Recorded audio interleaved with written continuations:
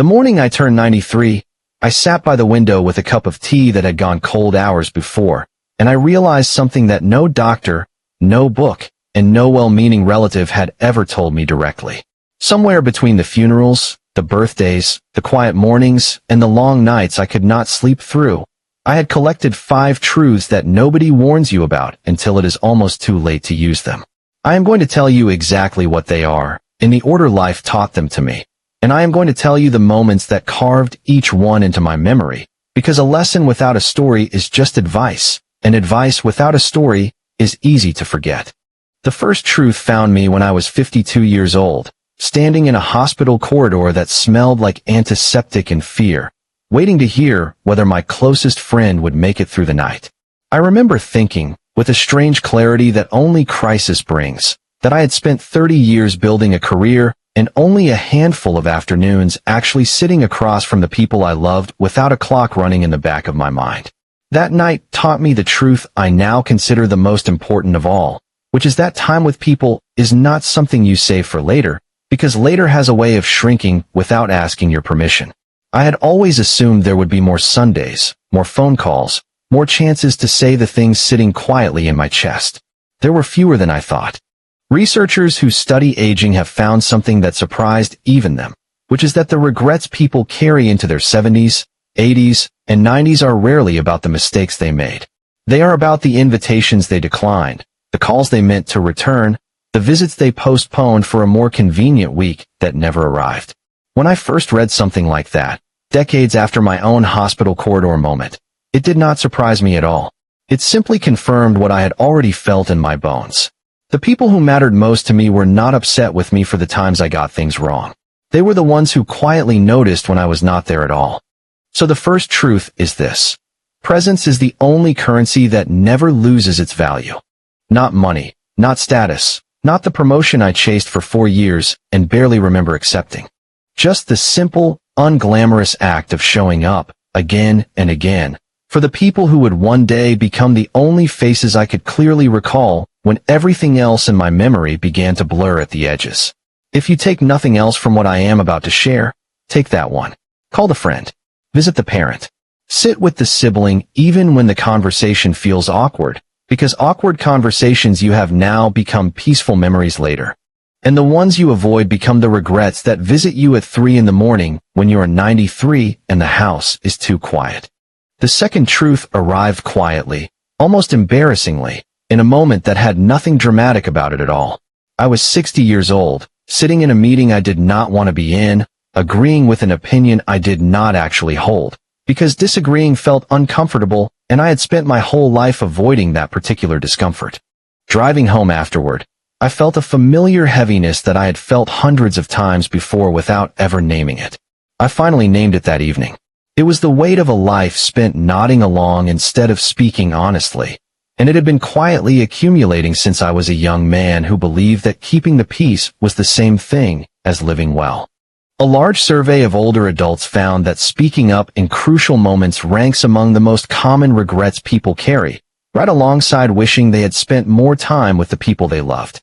Nearly 4 out of every 10 people in that survey admitted they wished they had said the difficult thing when it mattered, instead of swallowing it to avoid a moment of tension.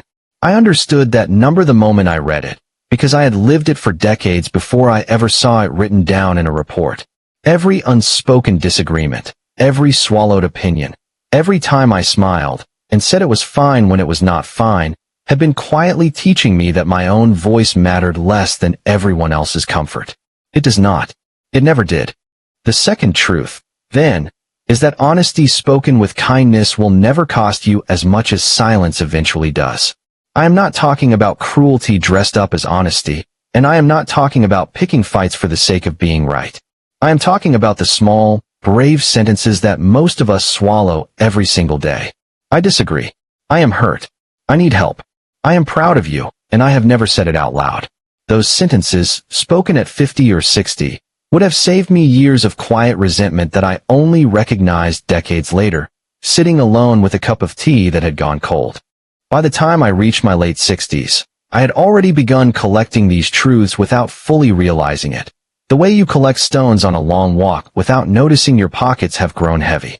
I I want to slow down here, because the next three truths are the ones that took me the longest to understand, and they are the ones I most wish someone had explained to me plainly, without the polite vagueness that so many older people use when they talk about their lives, as if softness were more important than usefulness. The third truth revealed itself through loss, which is often how the deepest truths arrive, uninvited and unwelcome, dressed in grief instead of wisdom. I was 64 when I lost someone whose absence rearranged the furniture of my entire life.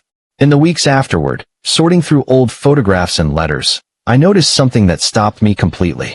Almost every letter I had written to this person was about plans. What we would do next summer, next year, once things settled down, once the children were older, once retirement finally arrived. We had spent so much energy planning a future together that we had, without meaning to, spent less time simply living inside the present we already had. Researchers who study regret in people between the ages of 79 and 98 have found something quietly devastating, which is that the regrets people report most often are not about actions they took, but about actions they never got around to taking, actions postponed for a future moment that health, circumstance, or simple mortality eventually erased. Reading that years later, I recognized my own letters instantly. All those postponed plans had assumed an unlimited supply of tomorrow, and tomorrow, it turns out, is the one resource none of us can actually stockpile, no matter how carefully we budget for it. The third truth, then, is this: stop living for the version of your life that exists only in the future tense. Take the trip you keep postponing for a better financial year. Have the ordinary Tuesday dinner instead of waiting for a special occasion that may never arrive on schedule. Say the loving thing today instead of saving it for a milestone birthday, because milestones are promises, and promises can be broken by circumstances far beyond your control. I do not say this to frighten you. I say it because I wish, desperately, that someone had said it to me plainly when I was 60, instead of leaving me to discover it in a box of old letters at 64. The fourth truth is gentler than the others, though it took me almost as long to learn. Somewhere in my 70s, after years of chasing achievement, recognition, and the quiet approval of people whose opinions I no longer even remember, I picked up a set of watercolor paints that had been sitting untouched in a closet for over a decade. I was not good at painting. I am still not good at painting, if I am being completely honest with you. But something happened in those quiet afternoons with a brush in my hand that had not happened during any of my professional accomplishments, and it took me a long time to understand what it was. Psychologists who study aging have consistently found that meaningful hobbies, the kind pursued simply because they bring joy rather than profit or praise, are strongly linked to better mental health, sharper memory, and longer life. I did not need a study to tell me this by the time I reached my 80s, but I wish I had known it decades earlier, back when I dismissed hobbies as frivolous distractions from the serious business of building a career and providing for a family. Passion, I eventually learned, does not need to justify itself by paying the bills. It only needs to make you feel, even briefly, fully and unmistakably alive. The fourth truth, then, is that joy pursued for its own sake is not a luxury reserved for retirement. It is a form of maintenance for the soul, and souls that go unmaintained for 40 years do not simply catch up all at once when you finally have the free time. Start now, whatever now means for you. Pick up the instrument, the garden tools, the sketchbook, the old hiking boots. You are not wasting time. You are investing in the version of yourself who will one day sit by a window with a cup of tea, grateful for the afternoons you did not talk yourself out of. The fifth truth is the one that surprised me most, because it contradicted almost everything I had assumed about growing old. For most of my adult life, I quietly dreaded aging, imagining it as a long, slow accumulation of bitterness and sorrow, a sentence handed down by time itself. I was wrong, and the data agrees with me on this one. Large studies on happiness across the lifespan have found, somewhat astonishingly, that people over 60 consistently report being the happiest age group, happier than people in their 20s, who often carry the heaviest burden of anxiety and dissatisfaction despite having, on paper, the fewest hardships behind them. Researchers studying emotion and memory have also discovered that while older adults experience just as many long-term regrets as younger adults, they carry noticeably less anger and frustration when they think about those old mistakes. Time, it turns out, does not simply pass. It softens.